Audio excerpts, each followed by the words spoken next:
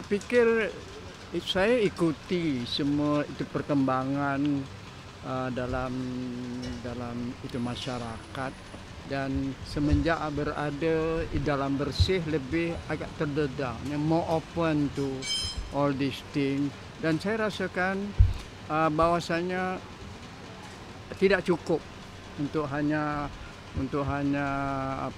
berada di tengah NGO. Not to say NGO is not effective, but itu saya kira dalam usia saya mau lebih agak terlibat, dan saya dapati dalam pembacaan saya, kajian saya, nilaian saya, apati yang saya itu rasakan yang boleh saya sandar ialah DAP. Ada beberapa sebab daerah itu. First and foremost, not many people know. Saya kenal Lim Kit Siang bukan baru. Saya kenal Lim Kit Siang maybe in the late 60s. So, walaupun kami tidak begitu itu akrab, tapi berada di dunia yang sama. Cuma dia lebih siasah, lebih itu politik, dan saya lebih itu sastra. Jadi jumpa lah off and on. Atau kadang-kadang kita bual sungguh-sungguh, atau kadang kita bual itu main-main, dan ada usikan semua. Jadi saya mengikuti juga perkembangan parti-parti siasa yang lain, tapi dalam kajian saya, dalam nilaian saya, satu parti yang nampaknya kukuh, ya, baik organisasinya dan watak-wataknya boleh dipercayai, dan watak-watak yang bersedialah untuk berdialog intellectually, not emotionally. Jadi itu antaranya. Dan 2 tahun yang sudah memang ada cita-cita saya untuk terus libat diri. Tapi saya tidak tahu bagaimana how to approach supaya tidak ternampak Pak Samad ni gilaan terus saja mau masuk.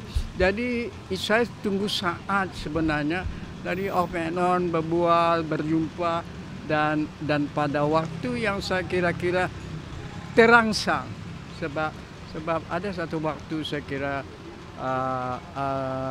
Lim Kit Siang kata alangkah eloknya kalau orang seperti Bapak ini berada dalam dia. Dia tidak menawarkan apa-apa. Dia cuma menyarankan begitu saja. Jadi saya kata, saya pun memang lama berminat. Jadi di situlah mulanya. Jadi artinya bukan memujuk atau apa tidak, ini terjadi secara spontan. Jadi itu mulanya. Bila saudara Lim Kit Siang bagi seranan itu? Saya pikir waktu hari itu ada satu press conference-nya yang terakhir di headquarters dia tuh. The headquarters dia, saya pikir lupa saya. Ambiga pun itu ada di situ juga. Di waktu itulah. Sama dengan Hatta Ramli semua yang baru-baru ni? Agak saya. Ya.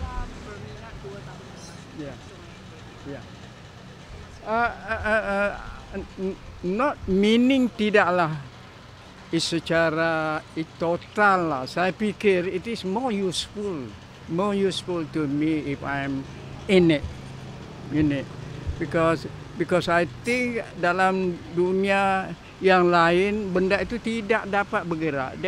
You cannot change the country through other means except in politics. I know it's dangerous, full of all sort of things, but I think that is the only medium yang sangat baik.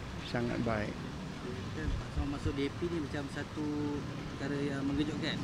Ada ramai tu. Kenapa Pak Sabah tak masuk rakan lain macam PAS atau PKR? Oh, saya berlegar sangat lama saya dengan PAS, sama lama saya dengan keadilan. Most of them knows me. Malah in the last election I was with them not as a member, I just campaign with them. Sebab itu waktu yang sudah tu saya menyertai untuk bantu untuk campaign saja. Tapi tidaklah saya memikirkan parti-parti yang dua itu tidak sesuai. Tidak saya pikir sama sekali, tapi saya pikir mereka tidak begitu mewakili Malaysia. DAP mewakili Malaysia. Jadi saya pikir itu satu tool yang bagus bagi saya. Saya tidak minta apa-apa dalam arti kata saya ingin menyumbang saya. I want to contribute only. I don't ask for any other thing. At my age, I don't need anything.